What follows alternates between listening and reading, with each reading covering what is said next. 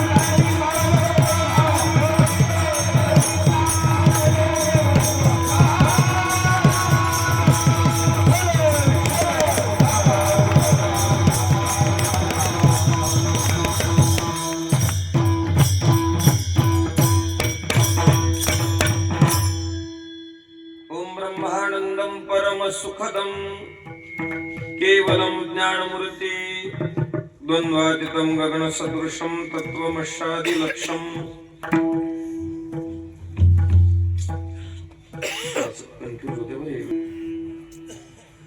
ओम ब्रह्मानंदं परम सुखदं केवलम ज्ञानमूर्ति द्वन्द्वातीतं गगनसदृशं तत्त्वमस्यादिलक्ष्यम् एकं नित्यविमलमचलं सर्वधि साक्ष्यभूतं भावातीतं त्रिगुणरहितं सद्गुरुं तन्नमामि।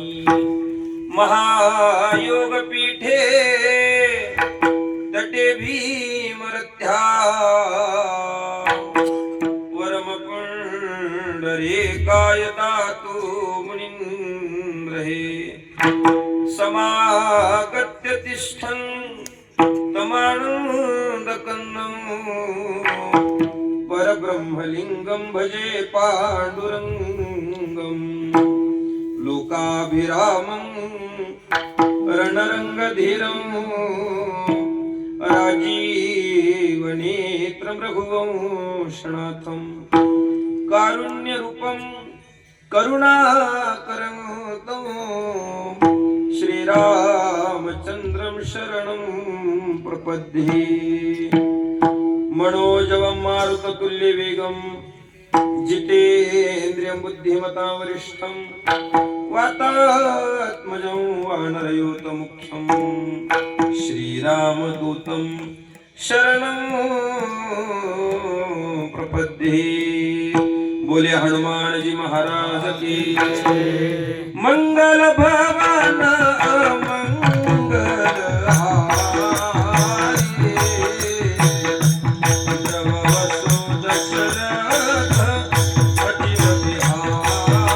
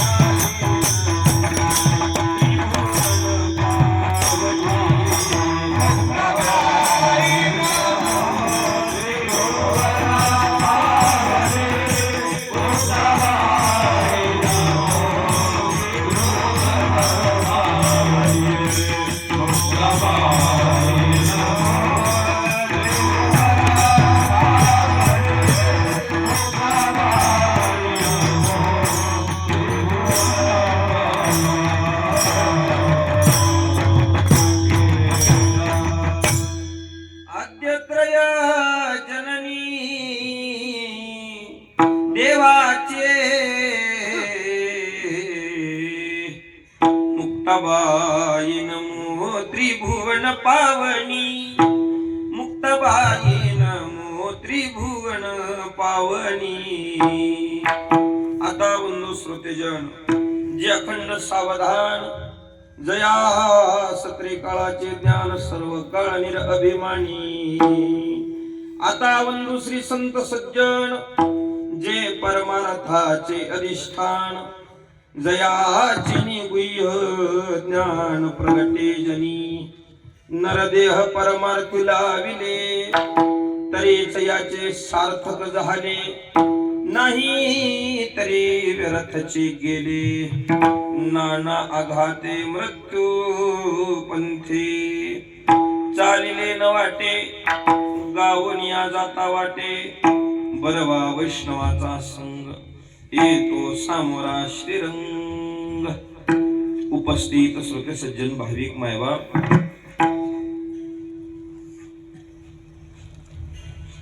सेवेसाठी निवडलेला अभंग संत हृदय सम्राट विको कमी जगद्गुरु तुकोबार यांच्या गाथ्यातील 4 चरणाचा अभंग आपण सेवेसाठी निवडलेला आहे. अभंगावर चिंतन करण्यापूर्वी अल्पसा परिहार देणे हे वक्त्याचं कर्तव्य. गेली अनेक वर्षापासून चालत असलेला अखंड हरिनाम सप्ताह श्री क्षेत्र मन्नाथ मंदिर, मरगळवाडी, तालुका गंगाखेड, जिल्हा परभणी, अनेक परिसरातील गाव मिळून चालत असलेला हा उत्सव आणि आज चालत असणाऱ्या उत्सवातील आजची ही दुसऱ्या दिवसाची सेवा. समस्त सप्ताह कमिटी मंडळ, आमचे सरपंच साहेब आणि आमच्या रवी महाराजांच्या आजोबा प्रभाकर महाराजांच्या आग्रहाच्या, प्रेमाच्या, आवडीच्या आमंत्रणाने प्राप्त झालेली सेवा. रवी महाराजांचे गेली 2 वर्षापासून आग्रह होता, पण मला ते काही शक्य या दिवसात राहत नव्हतं. पण मात्र त्यांच्या प्रेमाच्या, आग्रहाच्या, आवडीच्या आमंत्रणाने आज आपल्या सगळ्यांच्या दर्शनाचा योग प्राप्त झालेला आहे. त्यानिमित्तानं सगळी परिसरातील वारकरी मंडळी, भजनी मंडळी, गुणीजन मंडळी, मारुतीराव महाराजांवर, मोतीराम महाराजांवर प्रेम करणारी सगळी परिसरातली वारकरी, त्या दोघांच्या नावात सगळ्याची नाव आली असे समजतो. आपल्या सगळ्यांच्या पवित्र उपस्थितीमध्ये जगद्गुरु तुकोबार यांच्या अभंगाची सेवा अगदी काही संकल्पित वेळेमध्ये आपण पूर्ण करायचे. किती वाजलेत? 1 तास आहे बरं माझ्याकडे. आता लय वेळ गेला आपला. आता 1 तासामध्ये आपली सेवा पाहिजे आहे. असा 1 तास आपला इतके वेळ गेलाय. त्यामुळे 2 तासाच कीर्तन तुम्ही कमी असं वाटू नका. कोणाचे कीर्तन ध्यान देऊन जर ऐकलं, महाराज बोलायला चालू केल्यावर 1च तास उरलेला राहते, त्याला ध्यान ठेवायचं.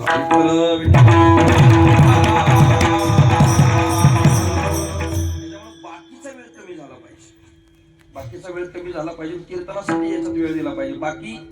बाकीचे उपकरण करण्यासाठी आपल्याला बाकी वेगळं स्टेज आहे त्याला. कीर्तनासाठी एवढं स्टेज आणि इथं फक्त लोक आलेले असतात, ती कीर्तन ऐकायलाच आलेली असतात, त्याला बाकीचं काही घेणं देणं नसतं, आहे का नाही? इथं मुख्य विषय काय आत्ताचा कीर्तन आहे ना, मग याला जास्त वेळ दिला पाहिजे. विठ्ठल अभंग जगद्गुरु तुकोबार यांचा 4 चरणाचा आहे. भलेही तुम्हाला पाठ नसला तरी मोबाईल मध्ये आहे. असा 4 चरणाचा अभंग जगद्गुरु तुकोबार यांचा आपण सेवेसाठी निवडलेला आहे. या अभंगाच्या माध्यमातून जगद्गुरु तुकोबार यांनी आपल्या पुढं भगवान परमात्म्याचं भजन करून गेल्यानंतरचा प्रवास नेमका काय अनुभूती आणून देतो, असा अनुभूती सांगणारा अभंग जगद्गुरु तुकोबार यांचा आपण घेतलेला आहे. वास्तविक पाहता अभंग वाचला की त्याचा अर्थ कळला पाहिजे, पण अभंग वाचल्यानंतर, एखादी ओवी वाचल्यानंतर त्याचा अर्थ कळण्यासाठी कुठेतरी शिक्षण घ्यावं लागतं. मला तर त्याच्यापेक्षा एक वेगळा आनंद किंवा वेगळा भाग असा वाटतो की शिक्षणानं अभंगाचा अर्थ कळेल असं मात्र नाही. खूप तारका मिळणं, खूप कीर्तन राहणं, डायरी गच्चच्या गच्च राहणं, सोपं सांगू तुम्हाला, वारकरी संप्रदायामध्ये हे सगळं काही प्राप्त कधी होतं किंवा सगळं प्राप्त कशावर अवलंबून असतं असं जर तुम्हाला वाटत असेल तर संप्रदायातली साधना जर पूर्णत्वाला जावी वाटत असेल तर त्याला कृपेची गरज आहे. कृपा झाली पाहिजे. मग ती भगवत कृपा असेल आणि संत कृपा असेल, आपल्याला कृपा होणं गरजेचं. जर कदाचित कृपा होत नसेल तर मग मात्र आपण केलेला परमार्थ पूर्णत्वाला जातो. आपला केलेला परमार्थ जर पूर्णत्वाला जावा वाटत असेल तर कृपा होणं गरजेचं आहे. कृपा होणं गरजेचं. साधनेला, कृपेला खूप महत्व आहे. पण वास्तविक पाहता आज समाजानं कृपा हा शब्द खूप खाली आणलाय. विकू कमी करा, करणी कमी करा. कृपा शब्द खूप खाली आणलाय, खूप खाली. कुठेही कृपेचा उपयोग करतात, कृपा शब्दाचा कुठे. आता कीर्तन झाल्यावर कुठं काही असं कीर्तन झाल्यानंतर उद्याची माहिती किंवा झालेल्या सकाळपर्यंत जो काही दिवसभराचा कार्यक्रम झालाय ती माहिती सांगणं किंवा उद्याचे कार्यक्रम सांगणं कीर्तन झालेले कार्यक्रम असतो बघा. ज्ञानदेव तुकारामच्या अगोदर ठेवलेला असतो. आज महाराजांची सेवा झालेली आहे, अमुक अमुकाहून आले, हे केलं ते केलं, उद्या यांची सेवा होणार, उद्या यांची पंगत होणार. आणि आलेल्या भाविकांना विनंती आहे, कृपा केल्याशिवाय, चहा पिल्याशिवाय कुणी जाऊ नये. कृपा करून चहा पिल्याशिवाय कुणी जाऊ नये. आता चहा प्यायला काही कृपा लागते का? बोला की, चहा प्यायला कृपा लागते, पण माणसाने कृपा शब्दाला खाली आहे. वास्तविक कृपा हा शब्द खूप उंचीवरचा आहे. खूप तारका मिळणं, खूप कीर्तन मिळणं, डायरी गच्च असणं, याला कृपा म्हणता येत नाही. म्हणता येत खूप तारका असणं ही कृपा नाही. पण एखादा अभंग, एखादी ओवी म्हटल्या म्हटल्या त्याचा भाव जर आपल्या पुढे प्रगट होत असेल, ही खरी कृपा, ती होणं गरजेचं. तसं आजचा जगद्गुरु तुकोबारायांचा अभंग जर आपण सरळ म्हणू लागलो तर तो अर्थ स्पष्ट आपल्या पुढे होत नाही. संत महात्म्यांची अर्थ, त्यांच्या शब्दांचे अर्थ आपल्याला कळायला आपली बुद्धी एवढी समर्थ नाही आणि संतांचे शब्द एवढी तोकडे नाही. संत महात्म्यांच्या शब्दाची उंची अलौकिक आहे. इथे वेदमुखे झाले, मन पवन पांगुळले, राती विन मावळले रवी शशी. ही संतांच्या शब्दाची उंची. इथे वेदमुखे झाले, वेदांनी सुद्धा तिथं पांगळ पडावं आणि संतांनी तिथं सहजात बोलावं, ही संतांच्या शब्दाची उंची. किंवा तुकोबारा सांगतात का नाही, एक एक अक्षरात आहे माझा रमाकांत. ही संतांच्या शब्दाची उंची. आणि ती मग आपल्याला लगे लगे कशी कळतील महाराज? अभंगाचा भाव आपल्याला कळण्यासाठी आपल्याला संप्रदायातल्या काही मंडळींनी शृंखला आपल्या पुढे अशी ठेवली की अभंगाचा भाव प्रगट करायचा असेल, तो सहजासहजी लक्षात येत नसेल तर त्याचा अन्वय करायचा. अन्वय केला की अभंगाचा अर्थ थोडा कळायला सोपा होतो. अन्वय करणं म्हणजे काही शब्द उलटा पालट करणं, पण अन्वय करण्यासाठी व्याकरणाचं ज्ञान लागतं. आपण सामान्य माणसं, आपण शाळा न शिकलेली मंडळी, आपण कुठं जाऊन अध्ययन केलेलं नाही. मग महाराज अन्वय संस्कृताच्या अभ्यासाला जर घडत असेल तर मग आम्हाला अन्वय करणं कठीण आहे. अभंगाचा भाव कसा कळावा? आज म्हटलेला अभंग जर सरळ म्हणलं तर आपल्याला नाही कळणार. चालिले न वाटे, गाऊन या जाता वाटे, काय अर्थ कळणार नाही, लक्षात येत, सहजासहजी कळत नाही. पण या अभंगाचा अन्वय करणं मात्र सोपं आहे. अर्थ कळण्यासाठी याचा अन्वय असा करायचा. बहुतांश शब्दाची उलटापालट केली जाते अन्वयासाठी, पण आजच्या अभंगाचा भाव कळण्यासाठी शब्द उलटापालट करायचे नाही, डायरेक्ट वाक्यच उलटापालट करायचं. अभंगाच्या पहिल्या चरणातल्या दोन कडे आहेत. पहिली कडी चालिले न वाटे, दुसरी कडी गाऊन या जाता वाटे. यालाच उलट करा. पहिली कडी दुसऱ्यांदा म्हणा, दुसरी कडी पहिल्यांदा म्हणा. म्हणल्या अर्थ प्रगट होतो आपल्या पुढे. म्हणल्या अर्थ. दुसरी कडी पहिल्यांदा म्हणा, गाऊन या जाता वाटे. काय होईल महाराज? महाराज म्हणले चालिले न वाटे. भगवत भजन करून केलेला प्रवास चालून सुद्धा चालल्यासारखा वाटणार नाही. विठ्ठल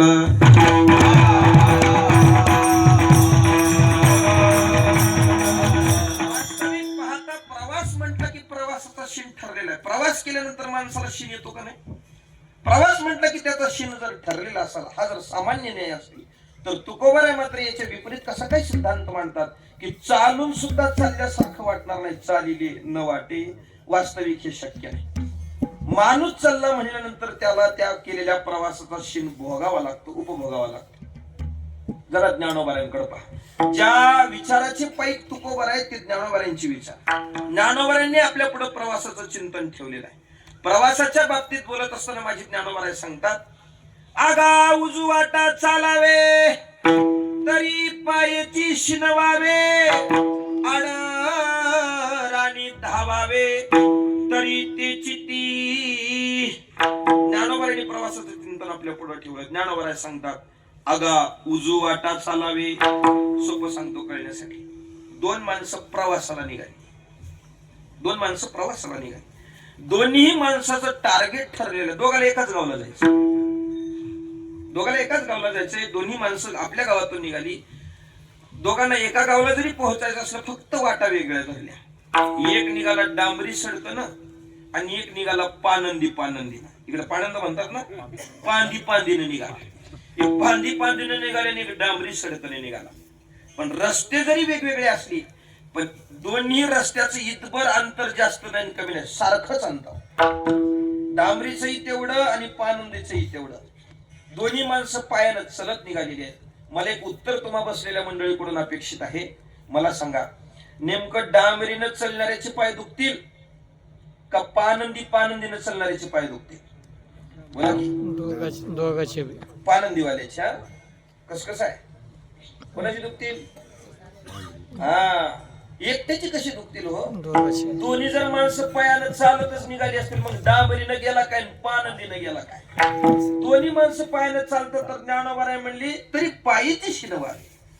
आगा उजू वाटा चालावी, पहिली कडी आगा उजू वाटा चालावी, म्हणजे चांगल्या मार्गाने वाटचाल केली काय होईल? तरी पायाची शिनवावे. आणि दुसरा आडर आणि धावावे तरी त्याची तरी तो पायाला शिन ठरलेला. मग आड मार्गाने गेला काय, चांगल्या रस्त्याने गेला काय? दोन्ही माणसं पायानं चालली म्हणल्यावर त्याचा शिन त्याला उपभोगावा लागणार. हा ज्ञानोबांनी सिद्धांत आपल्या पुढे ठेवला. आणि याच ज्ञानोबांच्या विचाराची पायी जगद्गुरु तुकोबा आहे. ज्ञानोबांपेक्षा जरा वेगळा सिद्धांत कसा काय आपल्या पुढे देतात? प्रवास तर आहे, प्रवासाचा शीन उपभोगावा लागतो हा ज्ञानोबांनी सांगितलं. आणि खरी आहे, प्रवास म्हटला की प्रवासाचा शीन आहे. बरं, ज्ञानोबांकडे थोडं बाजूला ठेवा. आपल्याला शास्त्रकारांनी सुद्धा प्रवासातलं दुःख सांगितले. याच्यापेक्षा सोपं सांगायचं झालं, या जगामध्ये काही माणसं जिवंत असून मेल्यासारखी जीवन जगतात. जिवंत असून मेल्यासारखी जीवन जगतात. त्यांची नावं सांगत असताना 5 जणांची नावं शास्त्रकारांनी सांगितली. 5 माणसं जिवंत असून मेल्यासारखी जीवन जगतात, या अर्थात दुःखी जीवन जगतात. कोण कोण आहे तशी शास्त्रकारांनी नाव सांगितलं. जिवंतोपि मृतम पंचम, दरिद्रो व्याधितो मूर्खो प्रवासी नित्यसेवका. ही 5 माणसं जिवंत असून मेल्यासारखी जीवन जगतात, अर्थात दुःखी जीवन जगतात. कोण कोण आहे तशी? पहिलं शास्त्रकाराने नाव सांगितलं दरिद्रो. ज्याचं जीवन दारिद्र्यामध्ये चाललेलं आहे त्याचं जीवन दुःखी जीवन आहे. दारिद्र्यात सुख आहे का हो? दारिद्र्यामध्ये सुख आहे? दारिद्र्यात सुख नाही. भलेही सगळ्याच लोकांना दारिद्र्य रेषेखाली नाव पाहिजे, पण वास्तविक एवढं दरिद्र 2-4 दिवस भोगा असं जर म्हणून सांगितलं तर जमल का आपल्याला? नाही जमायचं. का तर त्याचं दुःख आपल्याला माहिती. दारिद्र्यात सुख नाही. दारिद्र्य रूपी जीवन याला सुखाचं म्हणता येत नाही. दारिद्र्यात दुःख आहे. आपण दरिद्री कोणाला म्हणतो? आपण आपल्या दृष्टीने दरिद्र्याची व्याख्या करू लागलो तर आपण दरिद्री कोणाला म्हणू? ज्या माणसाकडे काही नाही तो दरिद्री. बरोबर आहे ना? किंवा याच्यापेक्षा सोपं सांगायचं झालं, ज्या माणसाकडे कशातलं काहीच नाही तो दरिद्री. सोपं आहे ना? आपल्या दृष्टीनं काय करणार दरिद्रीची व्याख्या? ज्याच्याकडे काही नाही तो दरिद्री. याच्यापेक्षा सोपं, ज्याच्याकडे कशातलं काहीच नाही तो दरिद्री आपल्या दृष्टीनं. पण संतांच्या दृष्टीनं मात्र दारिद्र्याची व्याख्या वेगळी आहे. नाथ महाराजांनी भागवताच्या माध्यमातून दारिद्र्याची व्याख्या आपल्या पुढे प्रगट केली. आपल्या दृष्टीने ज्याच्याकडे काही नाही तो दरिद्री, पण संतांच्या दृष्टीने ऐका, नाथ महाराज भागवतातून सांगतात, ऐका दरिद्र्याचे लक्षण, गाठी असता कोटी धन, ज्याचे संतुष्ट नाही मन, परम दरिद्री जाण या नाव.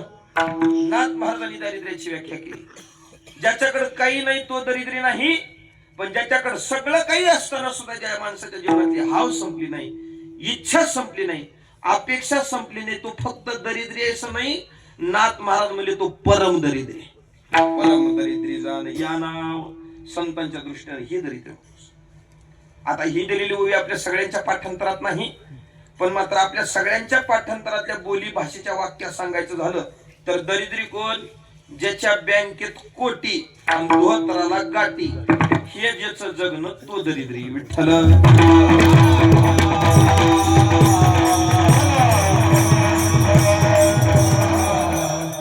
म्हणून शास्त्रकारांनी पहिलं दुःखी नाव सांगितलं दरिद्रो, दुःखी माणसाचं नाव. अजून कोण कोण आहेत पुढं शास्त्रकार सांगतात दरिद्रो.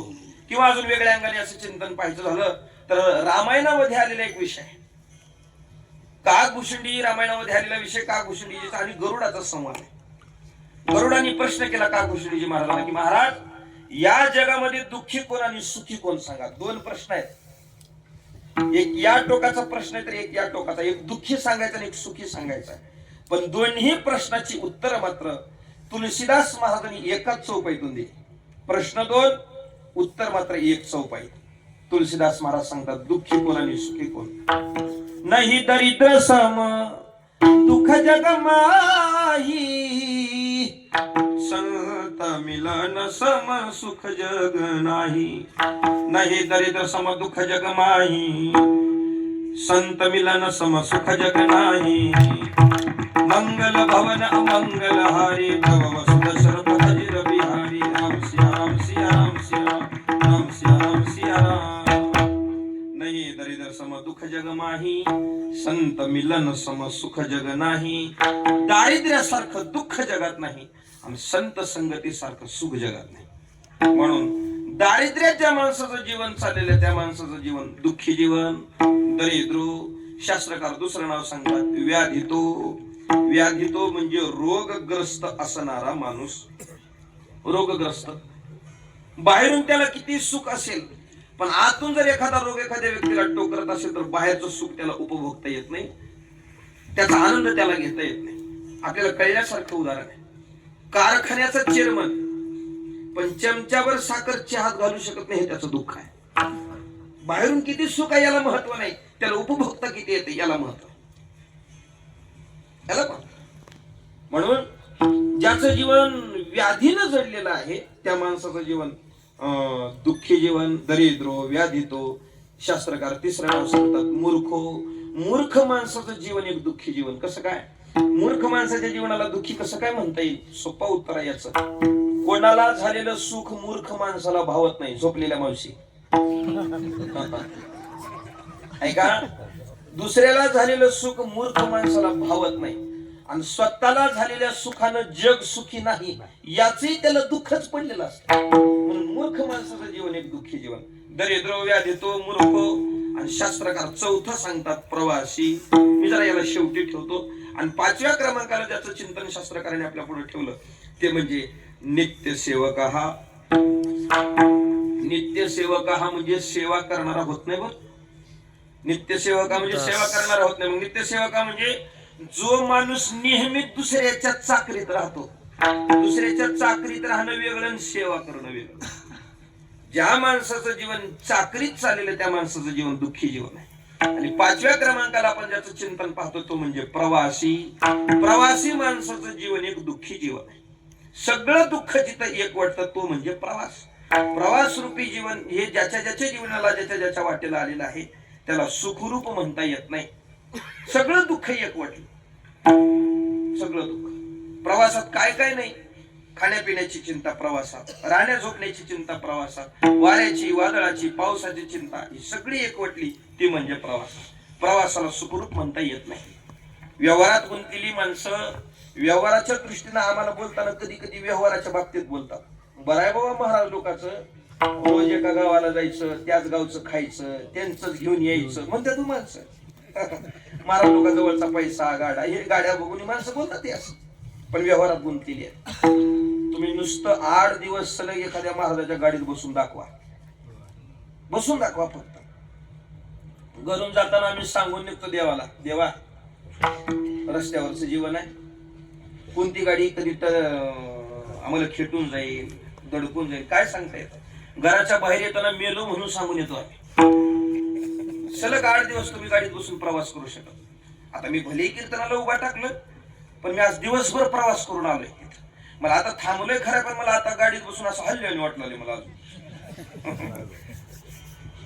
प्रवासाला सुखरूप म्हणता येत नाही. सगळं दुःख एक वाटलं ते म्हणजे प्रवास. आपला प्रवास काय विचार करण्यासारखा आहे.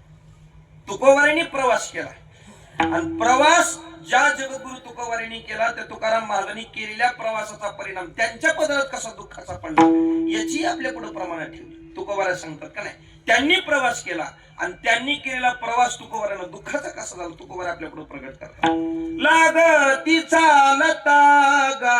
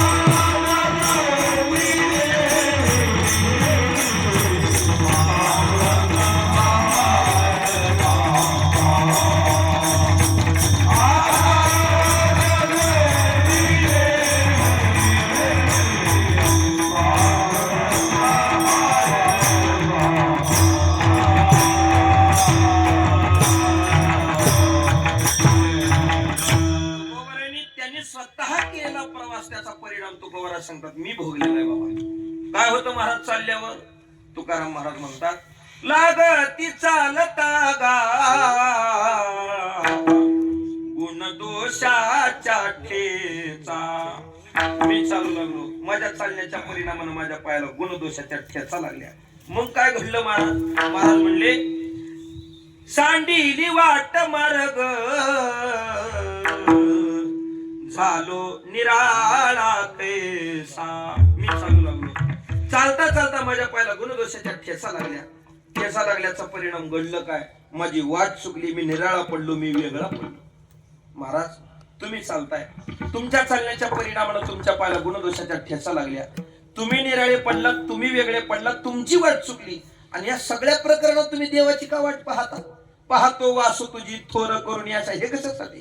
तुकाराम महाराज म्हणजे अरे मी चालतोय, माझ्या चालण्याच्या परिणामानं माझ्या पायाला गुणदोषाच्या ठेचा लागल्या, मी पडलो, माझी वाट चुकली, मी निराळा पडलो, पण तरी सुद्धा मी पंढरीनाथाची वाट पाहतो. त्याचं कारण या सगळ्या प्रवासाच्या दुःखातून सोडवणारा डॉक्टर वैद्यराज फक्त पंढरीनाथ. तुका म्हणे वैद्य राजा पंढरीच्या निवासा, म्हणून आता मज दृष्टी दे पांडुरंगा माय बापा. शरण मी आलो तुझ निवारोनिया पापा. तुकोबारांनी प्रवासाचा परिणाम आपल्याला त्यांनी भोगलेला सांगितलं. आजच्या अभंगाचे जगद्गुरु तुकोबारा चालून सुद्धा चालल्यासारखं वाटणार नाही हे सांगतात. त्यांनी सुद्धा प्रवासाचं दुःख आपल्या पुढे प्रगट केलंय. जाऊ द्या, हे जरा जड जाण्यासारखं, याच्यापेक्षा सोपं सांगायचं झालं तर तुकोबारांकडेच पहा.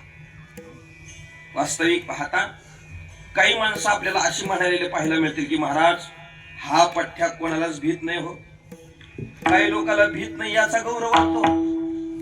वास्तविक आपण कोणाला तर भिलं पाहिजे हो. न भिणं हे काही गौरव करण्यासारखं आपलं जीवन. आपण भिलं पाहिजे, कोणाला भिलं पाहिजे. आपल्यापेक्षा वयानं ज्ञानानं गुणानं मोठ्या असलेल्या मंडळीला भिलं पाहिजे. पण ताठर जगणं हा काही जणांना स्वाभिमान वाटत असतो. नाही, आपली नम्रताच ही आपलं मोठेपण दाखवत असते. फळले ते लवे भारे, फळले तरुची शाखा ते भूमीशी उतरी देखा. ज्या झाडाला जास्त फळं लागलेली असतात तीच वाकलेली असतात. कळत नाही, अज्ञानपणामध्ये ते घडतं. काही लोकांना ताठर जगणे हेच खरं वाटतं. काही माणसं सहज म्हणतात हा पठ्ठ्या अजून कोणापुढे वाकला नाही, नका वाकणार. पण तिथं मात्र वाकावं लागेल बरं. आएगा बुलावा तो जाना पड़ेगा, सिर तुझको आखिर झुकाना पड़ेगा, वहाना चलेगा बहाना किसी का, नहीं चाहिए दिल दुखाना किसी का. कबीरदास महाराज सांगतात, इथं नका कोणा पुढे वाकलं, तिथं वाकावं लागेल.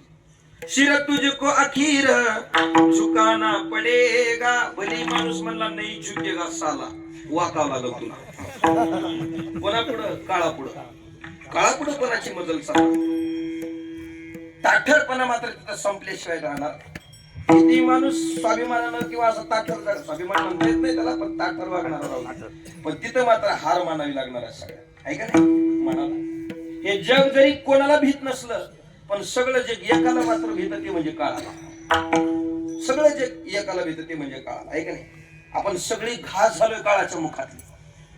काल व्याल मुख ग्रास त्रास निर्नाश हे तवे, काळाच्या मुखातली ग्रास झालोय आपण, घास. आपण भीतो काळाला.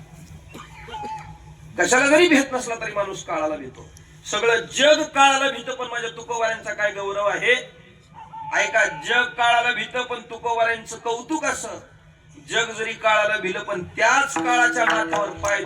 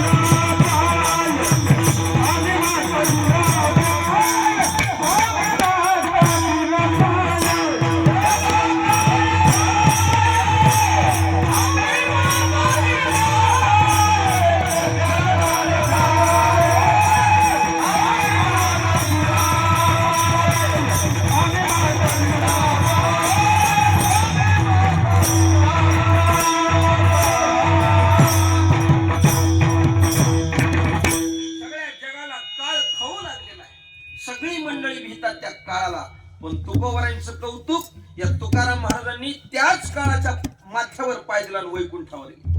वैकुंठ जगा काळ खाय, पण तुकाराम महाराजांच्या बाबतीत तसं नाही. तोच काळ आम्ही माथा दिला पाय, त्याच्याच माथ्यावर पाय दिला.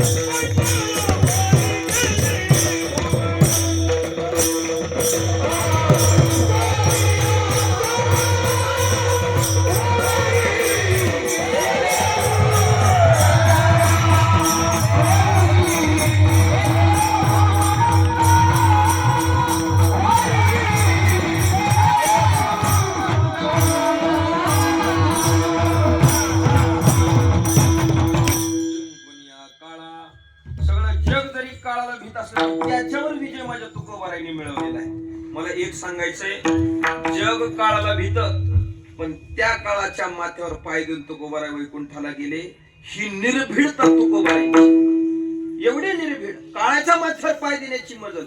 पण याच तुकाराम महाराजांच्या डोळ्यापुढे जर प्रवासाला जे काळाला भिले नाहीत, ते तुकाराम महाराज प्रवासाला भिलेली दिसतात. तुकाराम महाराज सांगतात का नाही, लागती चालता जसत तसंच म्हणतात. प्रवास दिसला की मला भीती वाटू लागली बाबा, तो परिणाम भोगलाय ना मी, त्याच्यामुळं चालता वाट पुढे वय वाट त्याची आज काळाला भिले नाही, प्रवासाला भिवू लागले का, तर प्रवासात दुःख आहे हे निश्चित.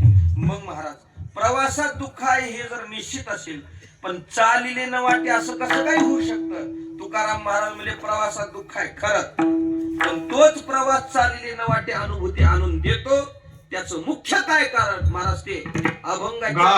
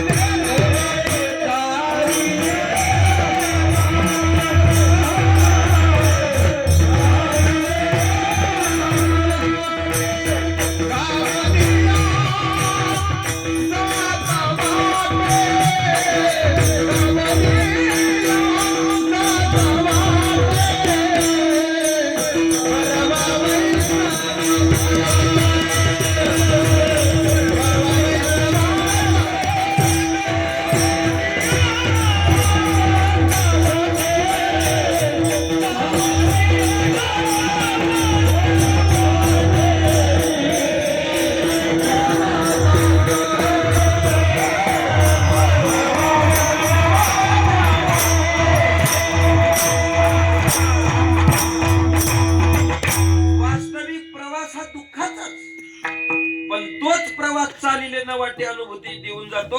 कारण काय, उत्तर तुकोबारांनी अभंगाच्या पहिल्या चरणाच्या उत्तरार्धातून दिलं. गावनिया जाता वाटे भगवत भजन करत केलेला प्रवास हा प्रवासाचा दुःख उपभोगू देत नाही, त्याचा शील उपभोगू देत नाही. आता बघा, आपण ज्ञानोबा तुकोबारांच्या वारीत चालत असाल, चालताना आपण सोहळ्यात चालता का नाही? इथं किती मंडळी वारीला येतात हो, उगा हात वरी करावं.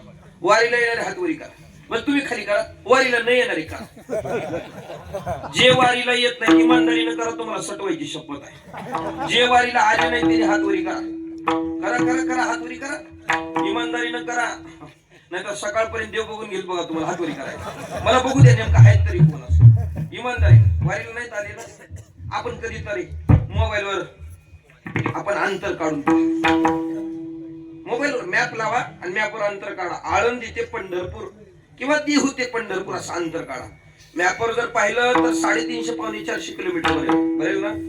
या मंडळीला कदाचित ते दाखवा. एवढं किलोमीटर आणि ते पायानं चलत असं वाटेल तो प्रवास. तो मॅप पाहिल्यानंतर आपल्याला एवढा प्रवास कुठं चलत होत असते का असं इथं बसून वाटेल. पण तोच प्रवास माझ्या पंढरीनाथाच्या ज्ञानोबाच्या भजनामध्ये 18 दिवसात 22 दिवसात कधी पार होतो आपल्यालाच कळत. काय कारण? गावण्या जाता वाटे भगवत भजन करत केलेला प्रवास हा प्रवासाचा शिन उपभोगली. म्हणून चाललेले वाटे गावण्या जाता वाटे. तिथे वेगळ्या अंगाने त्याचं चिंतन पाहता येईल की आपल्याला आपल्या जीवनाशी निगडीत पाहिलं तर आपल्याला सोपं कळेल. नुसता प्रवास तेवढ्या पुरताच अवलंबून आहे असं नाही. आपल्या जीवनाशी निगडीत ही प्रवास आहे. आपण सगळी मंडळी प्रवास, आपल्या पाठीमागे लागलेला प्रवास वेगवेगळ्या टप्प्याने लागलेला आहे. आपण सगळेजण पहिला प्रवास केला. आपले सगळे इथं जेवढी जमलेली त्यांनी एक पहिला प्रवास केला. तो प्रवास म्हणजे गर्भवासाचा प्रवास. 9 महिने 9 दिवस गर्भवासाचा प्रवास केला. तो प्रवास काही सुखाचा आहे का हो? बोला की. बरं 9 महिने दुःखाचे आहेत. उगा एखादा तर महिना त्याच्या सुखाचा लागलाय का? 9 महिन्यापैकी एखाद्या महिन्यात तर सुखाचं म्हणता येईल का? तुकाराम महाराज म्हणजे म्हणता येत नाही बाबा. प्रथम केला गर्भीवास काय ते सांगावे सायास. मग दुःख भोगिले नवही मास आलो जन्मास येथवरी. 9 महिन्याच्या 9 महिने दुःखाची म्हणून मिळाली. एकही मातेची सांगतो आहे का, एकही महिना सुखाचा म्हणून मिळाला नाही. एकही महिना सुखाचा. आज माणसाला व्यवस्थेची अपेक्षा आहे. व्यवस्था असेल तर माणसं कीर्तनाला जवळ आले, नाही तर कीर्तनाला यायला तयार नाही. आता तुम्ही आम्ही सगळी कीर्तनाला येत बसू. आता मला लई थंडी वाजते म्हणायची. बसलेल्यापेक्षा मला उभा टाकल्यावर किती वाजत असले याची तुम्ही बसलेली थोडं असं विचार तर करून बघा. असं सुलूक डायरेक्ट माझ्याकडे येऊ लागल्याची. बर कीर्तनाची अपेक्षा काय? आपण कीर्तनाला थंडीचे दिवस आहेत बाबा. मग माणसं मोपरेल टोपी स्वेटर घेऊन येतात का नाही? थंडी वाजली नाही पाहिजे मग शॉल वगैरे काही घेऊन येतात. काही काही माणसं ब्लँकेट घेऊन येतात हो. थंडी वाजली नाही पाहिजे. व्यवस्था अपेक्षित आहे. थंडी वाजू नये. थंडीच्या दिवसाची व्यवस्था. बर उन्हाळ्याच्या दिवसातली कीर्तन बघा. माणसं कूलर फॅन बघून बसणार वारवस. बरं याच्यातलं काहीच नसू द्या, सगळं व्यवस्थित आहे. वारा आहे थंडी नाही असं नाही, एकदम व्यवस्थित आहे. अशाही वेळेस काही माणसं मंडपाच्या बाहेर बसलेली बघायला मिळतात. ती कशासाठी बघतात? त्यांना काही व्यवस्था, त्यांना एकच व्यवस्था पाहिजे. खाल्लेली तंबाखू सुपारी थुका येत नाही मंडपात बसल्या, त्याच्यामुळे लांब बसायचं. व्यवस्था अपेक्षित आहे का नाही? बोला की. व्यवस्थेची गरज आहे. पण 9 महिने 9 दिवस आपण आईच्या गर्भात राहिलो, काय व्यवस्था होती सांगा? तिथं काय कूलर फॅन इशी गादी तकव्या लोड काय होतं सांगा? म्हणजे ज्ञानोबा सांगतात मातेची उदर कुहरी पचोनी विष्णीच्या दातरी उकडोनी नवमासवरी जन्म जन्मोनी मरते. बाहेर पडायला पर्याय नाही हो. वेशा भोगी कवडावेचे दार हिचे पुणे तेचे तैसे लाजीरवाणी दीक्षितांचे काय सांगू. आताच्या होईची ही पुढचीच होई. ज्ञानोबा म्हणले बाहेर पडायला पर्याय नाही. गर्भवासातलं दुःख खूप खडतर आहे. गर्भवासाच्या प्रवासाचं दुःख सांगू लागलो म्हणजे त्याचा काही पाडा संपणार आहे. काय सांगू गर्भीची यातना, काय सांगू गर्भीची यातना.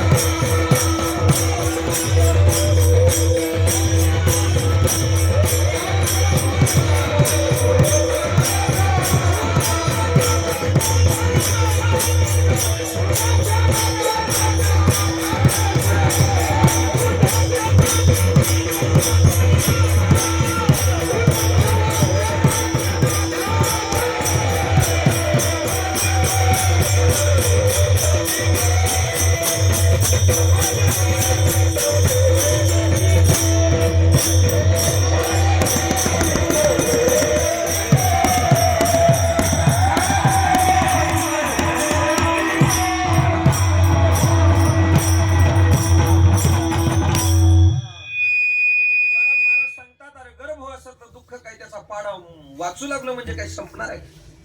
काय सांगू गर्भीची यातना मज भोगिता नारायणा मांस मळ मूत्र जाणं या खाणीत राहिल्यामुळे देवा तुझं क्षणोक्षणात असे गर्भवासातलं दुःख खूप खडतंय. ते कोणाला तरी सांगावं याचा पर्याय नाही. गर्भवासाचे दुःख गाडी पुन्हा पुढे सांगावे पर्याय नाही. आता एवढी प्रमाण पाहिली कशाची? गर्भवासाच्या प्रवासाच्या दुःखाची. ठीक आहे महाराज, गर्भवास रूपी हा प्रवास, या प्रवासाला चाललेले न वाटे अनुभूती येऊ शकते का? तुकाराम महाराज म्हणजे येऊ शकते. फक्त एक काम झालं पाहिजे, गर्भातल्या जीवानं भजन केलं पाहिजे. जर गर्भातल्या जीवानं भजन केलं तर त्याला केलेल्या गर्भवासाच्या प्रवासाचं दुःख गर्भवासी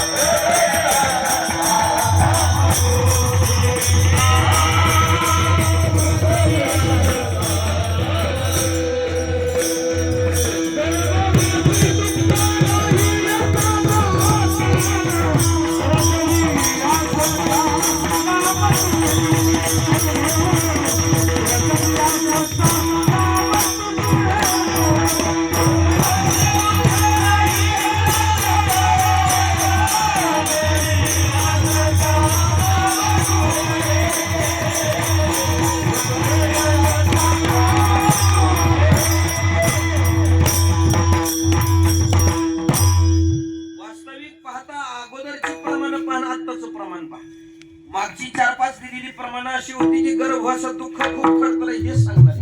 पण आत्ताच्या प्रमाणात मात्र तुकाराम महाराज सांगतात गर्भवासी दुःख नाही येता जाता. अहो प्रमाण आहे दुःख म्हणलेली खरी का आत्ताच नाही म्हणतेलं खरं? वास्तविक दोन्ही खरेच आहे. गर्भवासात दुःख आहे हे खरं प्रमाण, पण मात्र त्याच्यावर भजनाचा परिणाम होतो. महाराज म्हणजे जीवानं भजन केलं तर हृदय असता नाम तुझे. परिणाम काय होतो? गर्भवासी दुःख नाही येता जाता. नाही येता जाता गर्भवासी दुःख कशामुळे घडलं? हृदय असता नाम तुझे, म्हणजे चालले न वाटे गावनिया जाता वाटे. गर्भवासाच्या जीवनावर झालेला हा प्रवास परिणाम आहे, त्या प्रवासावर झालेला हा परिणाम आहे. म्हणून भजन केलं की गर्भवासाचा प्रवास सुद्धा प्रवास करून प्रवास केल्यासारखा वाटत नाही. चालली न वाटे गावनिया जाता वाटे. तिथून पुढचा माणसाच्या जीवनातला प्रवास पहा, तो तरी काही सुखाचा म्हणता येईल का? बाहेर पडण्याची सोय नाही पण बाहेर पडला, 9 महिने 9 दिवसांनी बाहेर पडला म्हणजे तरी काही लेकरू आनंदात असते का? हो, जन्मलेले लेकरू जर आनंदात असलं असतं तर जन्मलेले लेकरू हसलं असतं. तुमच्याकडे जन्मल्यावर लेकर हसतात का रडतात? हो रडतात का? रडतात. कबीरदास महाराजांनी जन्मलेल्या लेकराला उपदेश केला, बाळा बघ तू जन्मलास, तू जन्मल्यानंतर तू रडालास पण गावातल्याच कोणाचं ध्यान नाही, घरातल्याचंही ध्यान नाही तुझ्याकडे. पण तू जन्माला आलेला आनंद गाव पेढे वाटून साखर वाटून तुझे घरची मंडळी साजरा करू लागलेत. लोक हसायलेत पण तू मात्र रडायलास. आता तुला एक विचार सांगतो, या जीवनात आल्यानंतर आता तू काहीतरी काम असं कर. या अगोदर हसणाऱ्या समाजानं तू गेलेलं पाहून रडलं पाहिजे आणि तू मात्र हसत हे जग सोडून गेलं पाहिजे, असं तू काहीतरी काम केलं. जब हम पैदा हुए जग हसे हम रोए ऐसी करनी कर चलो कि हम हसे जग रोए. चदरिया झिनी रे झिनी चदरिया झिनी रे झिनी चदरिया झिनी रे झिनी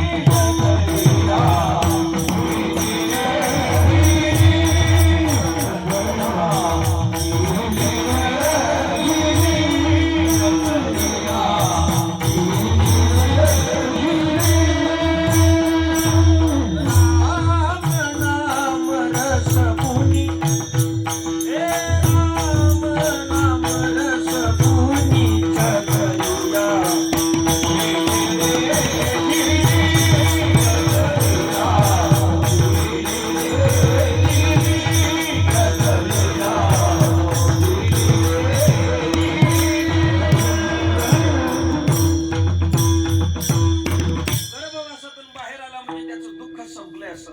वेगळ्या अंगानं दुःख आपल्या पाठीमागं लागलेलं आहे.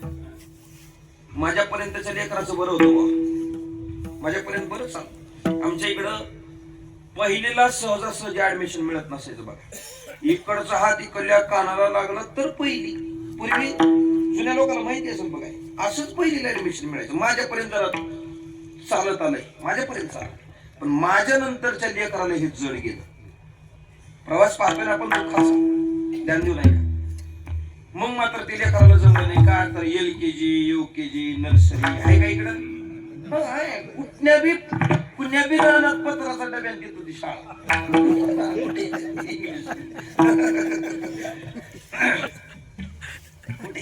3 वर्षाचं 3 वर्षाच्या लेकरावर भल्या मोठ्या पाठीवर भलं मोठा समोज आहे.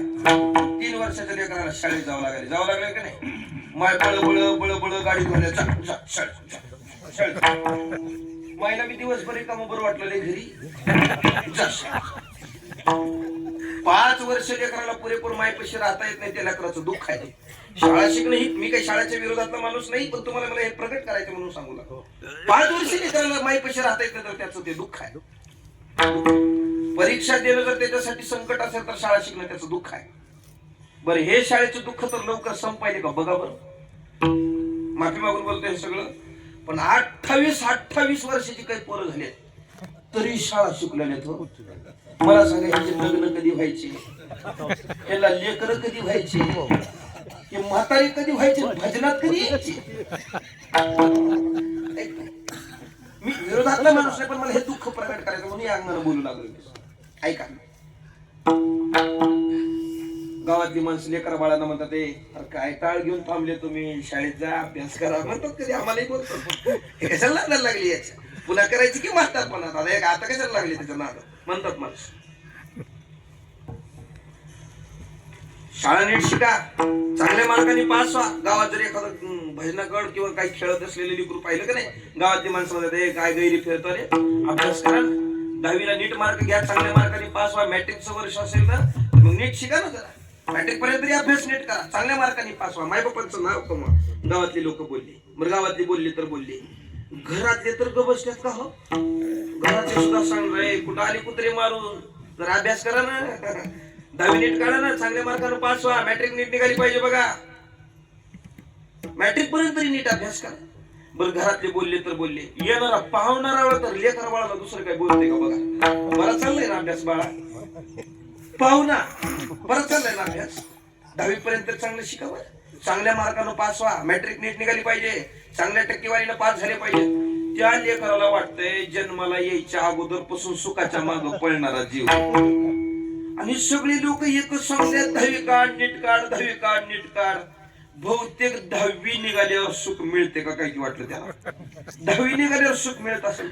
ज्यार्थी गाव घरातली माणसं पाहुणे सांगलेल्या त्यार्थी 10वी निघाल्यावर सुख मिळत असेल असं वाटलं. आणि त्यानं मग विचार केला, जर 10वी नीट निघाल्यावर सुख मिळत असेल आता काहीच करायचं नाही, 10वी पर्यंत अभ्यास करायचा. मग रात्रंदिवस डोळे फोडून अभ्यास चालू केला त्यानं.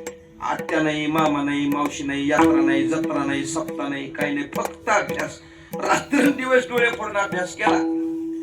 परीक्षा दिली 10वीची, निकाल लागला, पोरानं ते मार्क मी हातात घेतलं, पळत पळत आपल्या मायबापा पैशाला. बघा, सगळे गावातली लोक मला बोलायची, येणारे पाहुणे लागले बोलायचे, तुम्ही घरातली माणसं मला बोलायची, 10वी नीट शिका, चांगल्या मार्काने पास व्हा. बघा, तालुक्यात माझ्यासारखी 10वी कोणाला निघाली जरा मार्क पहा. माझे माय बापाने विचारलं किती पडलेत बाळा. पोरानं सांगितलं 98% पडले. 98% पडले तालुक्यात. माझ्यासारखा दुसरा विद्यार्थी. माय बाप म्हणले 98.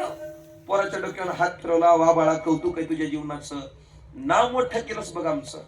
पोरगा म्हणलं झालं की मग आता. माय बाप म्हणले एवढ्यावर कसं होतंय.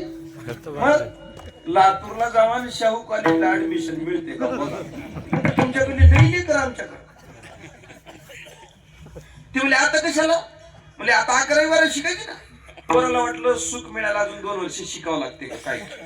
2 वर्ष शिकल्यावर सुख मिळत असलं असं वाटलं. पुढचंही 2 वर्ष शिक्षण घेतलं.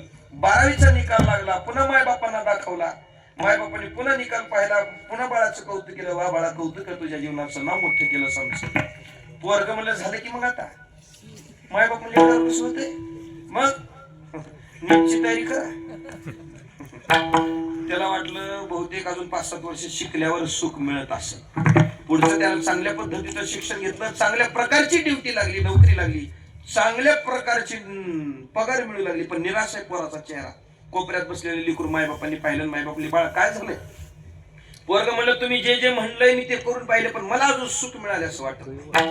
मायबापांनी मग त्याचं शांतवन करायला सुरुवात केली. बाळा ऐक म्हणजे आता तुला चांगली नोकरी लागली, चांगल्या प्रकारची पगार मिळू लागले, गावाकडलं आपलं घर बी बांधून झाले. तुला सुखच पाहिजे असेल तर आता एक काम कर. मला वाटलं बसलेली सगळी काय ब्रह्मचारी काय.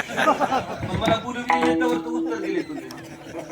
काय कर लग्न कर. लग्न केलं की बोला की लग्न केलं की सुख मिळतंय. मला इथं बसलेलं एक विचारायचं. तुम्हाला बसलेलं नाही विचारायचं. लग्न केल्यावर सुख मिळतंय हे म्हणणं जेवढं सोपं आहे तेवढं लगीन केल्यावर सुख आहे का हो. तुम्ही बोला की हो. एक सांगू का तुम्हाला. हाय बी म्हणायची गरज नाही, तुम्ही नाही म्हणायची गरज नाही. तुमची वर पडलेली तोंड मला सांगलेल्या तुमच्या संसारात किती सुख आहे. माणसाच्या तोंडावरची काळ सांगते माणसाचा संसार कस कस. संसारी असता सुख तरी का त्यागी ती संकादी. संसारामध्ये जर सुख असलं असतं तर संकाधिकांना सोडलंच कशासाठी असं. मला आता ते मृत्यूलोक सुखाची कहाणी ऐकलेलं कवनाचे श्रवणी जैशी सुख निद्रा अंतरणी ऐक नाही. संसारामध्ये सुख नाही. एक सांगू का संसार म्हणजेच दुःख आणि दुःख म्हणजे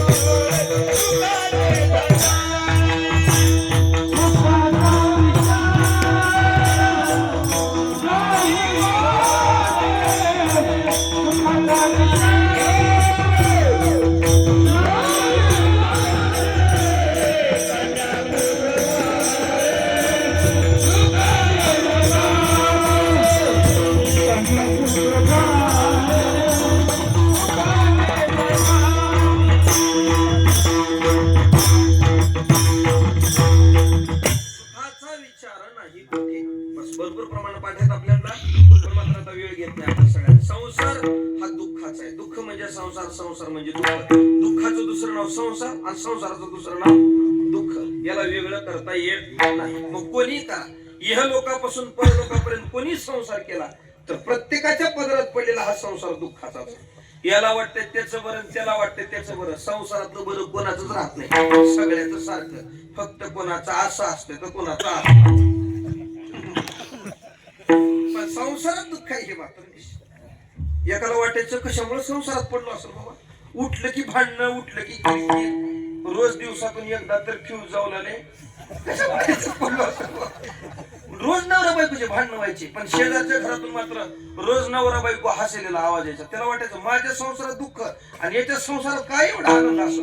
विचारायला गेला राम राम राम राम राम. म्हणजे कधी येत नाही शेजारी असून कसं काय आले. मला एक विचारायचं तुम्हाला, म्हणजे काय अहो आम्ही आमच्या घरी जोड, पण तुम्ही तुमच्या घरी दोघच आहे. पण आमच्या घरात रोज कीर्तन, रोज भांडण. तुमच्या संसारात काय एवढं सुख आहे. रोज नवरा बायको हसलेला आमच्या कानावर आवाज येतो. तुमच्या संसारातलं सुखाचं कारण विचारायला आलोय. म्हणजे असं आहे का, बसा सांगतो. म्हणजे काय अहो संसार म्हणलं की भांड्याला भांड लागणार, भांड्याला भांड लागणार. तुम्ही हसताय ना, ते म्हणले आमच्या हसायचं कारण असं आहे, आमच्याही घरी नवरा बायकोचे भांडणं होतात. आम्हा दोघांची भांडणं झाली की माझी बायको बेलणं, उलटणं, फुटणी फेकून हाणते. लागलं तर तिनं हसते, हुकलं तर मी हसता. म्हणजे आमच्या हसायचं कारण. आता जेवढी माणसं हसलीत का नाही, या सगळ्याच्या डोळ्यापुढे त्यांच्या घरचे उलटणं, बेलणे, फुटणी आली असतात. दिसले असतील तुम्हाला. आता नशिबात म्हणल्या दिसतीलच की हो. या लोकांपासून परलोकापर्यंत कोणाचाही संसार. एकाच लगीन झालं होय म्हणा, 6 महिने झाले लग्नाला. 6 महिन्यानं फोन केला जावायला सासऱ्याला, हॅलो. तिकडून मात्र हॅलो नाही, काय नाही, काहीच. तिकडून मात्र जावाय डायरेक्ट हंबरडा फोडून रडूच लागला. डायरेक्ट हंबरडा फोडला, जावायला रडू लागला. तिकडून मात्र सासरा म्हणू लागला, काय झालंय जावाय बापू, लगे लगे तुमच्याकडे येऊ का. अहो काय एवढा दुःखाचा डोंगर तुमच्यावर कोसळलाय. असं म्हणलं की त्यानं पुन्हा हंबरडा फोडायचा, जावाय पुन्हा रडायचं. बियेदम जावाय रडला, बियेदम. सासऱ्याला वाटलं मी जसं जसं विचारायलो का नाही ना, ह्याला हुंडकात दाटून येऊ लागला, हुंडकात दाटून येऊ. त्याच्यामुळे मी थोड्या वेळ विचारत नाही. हा रडून शांत झाला की मग याला विचारतो. रडू दिलं त्याला चांगलं, धापात देत देत जावाई शांत झाला. जावई शांत झाला की मग सासऱ्याने विचारलं, हा सांगा कशासाठी रडायला त्यात केवळ. एखाद्या बाईनं रडा एवढं रडायला जावई बाबू तुम्ही. काय तुमच्या अंगावर दुःखाचा डोंगर कोसळला, लगे घेऊ का तुमच्याकडे, कशासाठी रडता एवढं, काय झालंय सांगा. मग मात्र जावयाने सांगितलं, सासरे बुवा तुम्ही जे माझ्या पदरात फळ टाकलं का नाही, तुम्ही जे माझ्या पदरात फळ टाकलं ते फळ लई कडू निघालं, लई कडू निघालं. हे उत्तर जसं तिकडं सासऱ्यानं ऐकलं, सासऱ्यानं हंबरडा फोडला, सासरा रडू लागला. बेदम सासरा रडायला, बेदम रडला. इकडून जावाई शांत करू लागलाय, कशासाठी रडताय सासरे बुवा, माझ्या पदरात दुःख पडले, तुम्हाला काय झालंय रडायला. मग मात्र सासऱ्यानं उत्तर दिलं, जावाई बापू तुमच्या तर पदरात फळ पडलंय, जे फळ तुमच्या पदरात पडले त्याचं अख्खं झाड माझ्या घरात आहे. त्याला वाटलं त्याचं बरं, त्याला वाटलं त्याचं बरं, संसारातलं बरं कोणाचंच नाही, सगळ्याच एकाची बायको तुम्हाला असलं लागतं होय. आता ऐक, एकाची बायको टीव्ही बघत बसली होती होय म्हणा, बस नवरा भाजी चिरत बसला. ही टीव्ही बघायला ती भाजी चिरायची आणि टीव्हीवर बातम्या चालू होत्या आणि बातम्या चालू असतो तेवढ्यात जरा टीव्ही बघा बघा बघा टीव्ही बघा बघा, अहो टीव्ही बघा ना जरा. म्हणजे काय झाले सांग ना, मला काम आहे अजून. अहो जरा या इथं बघा जरा. अगं सांग बाई मला अजून पुन्हा भांडे घासायचे, सांग काय झाले ते सांग मला, सांग मला काम करू दे, सांग काय. अहो जरा बातमी वाचा, आज तरी किती पुढे गेले बघा, मला माहिती आहे पुढे गेलेली. अहो बघा तर वाचा ना, बाकी फालतू बोलू नका, वाचा जरा. म्हणजे काय झालं सांग. अहो बघा आजपासून शनी शिंगणापूरला शनिदेवाच्या चौथ्यावर प्रत्येक स्त्रीला प्रवेश मिळाला. भाजी चिरणारा नवरा म्हणला बरं झालं, जे झालं ते बरं झालं. म्हणजे इथून पुढे शनिदेवाला तर कळल नेमकं साडीसाठी राहते तर काय. कळलेलं धन्यवाद. बाकीच्या कीर्तन झालं, चहा आहे का पिऊन जा विठ्ठल.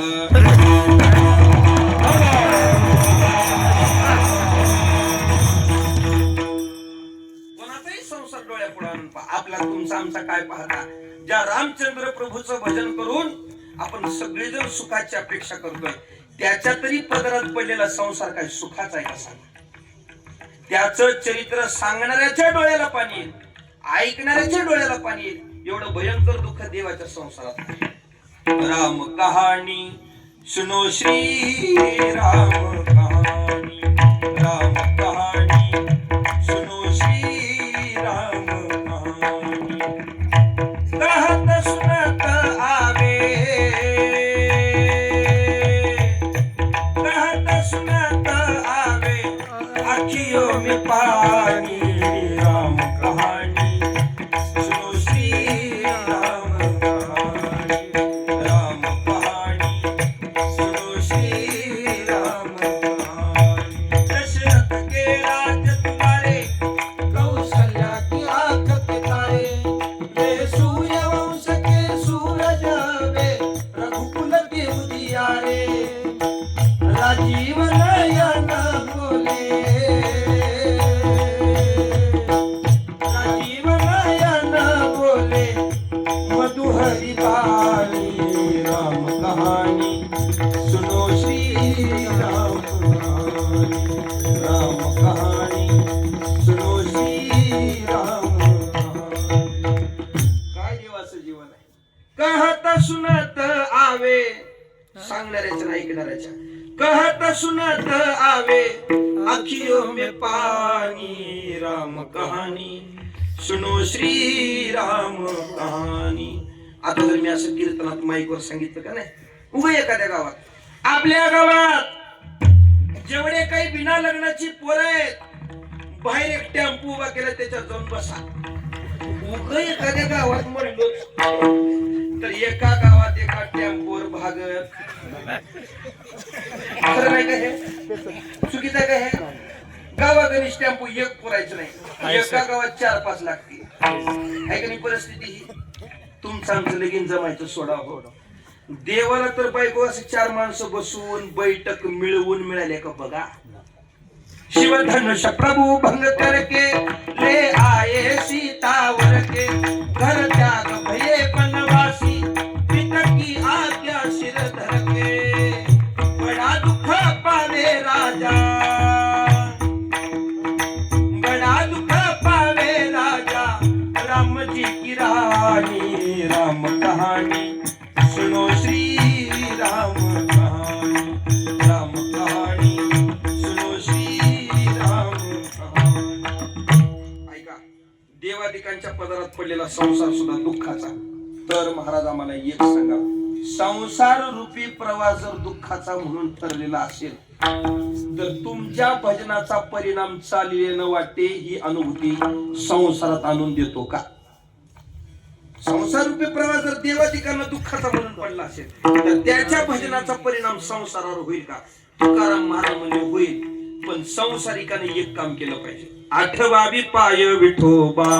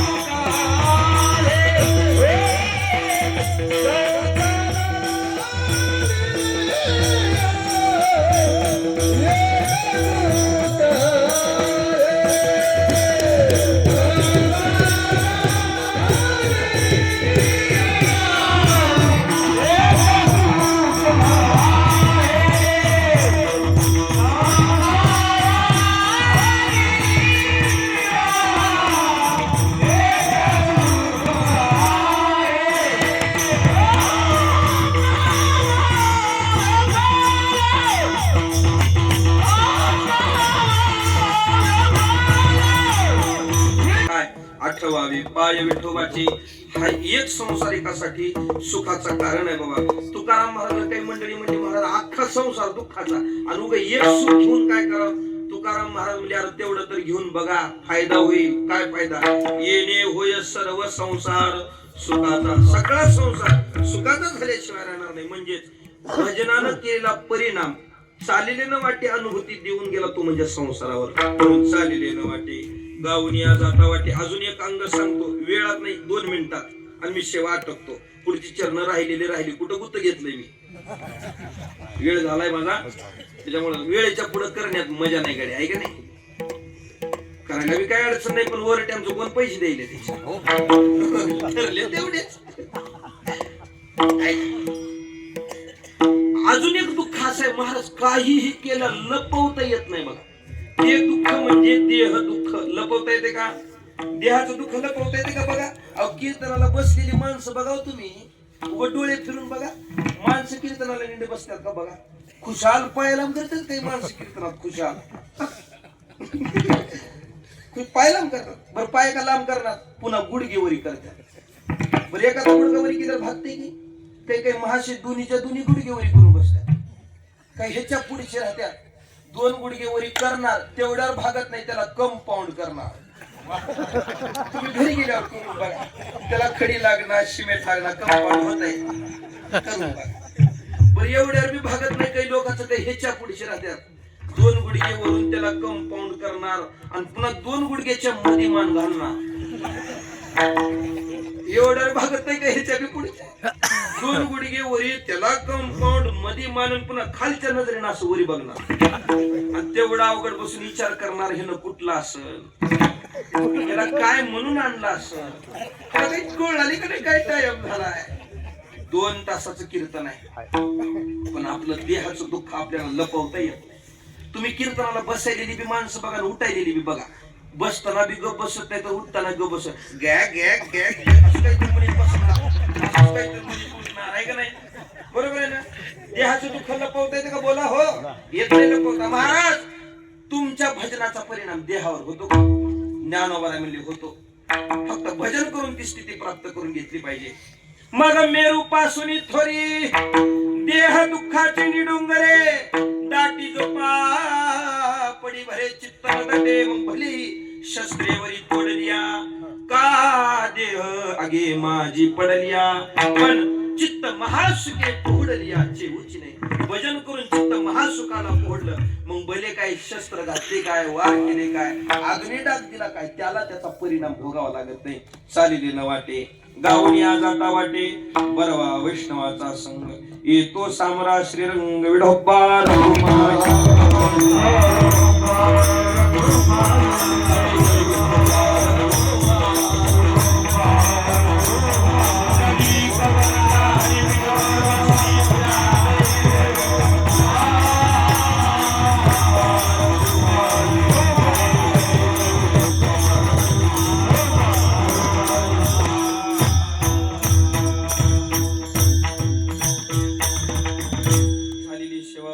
सगळी गुरुजन मंडळी, वारकरी मंडळी, भजनी मंडळी आपल्या सगळ्यांच्या चरणाशी सेवा समर्पित करून सेवेला पूर्ण विराम. ज्ञानेश्वर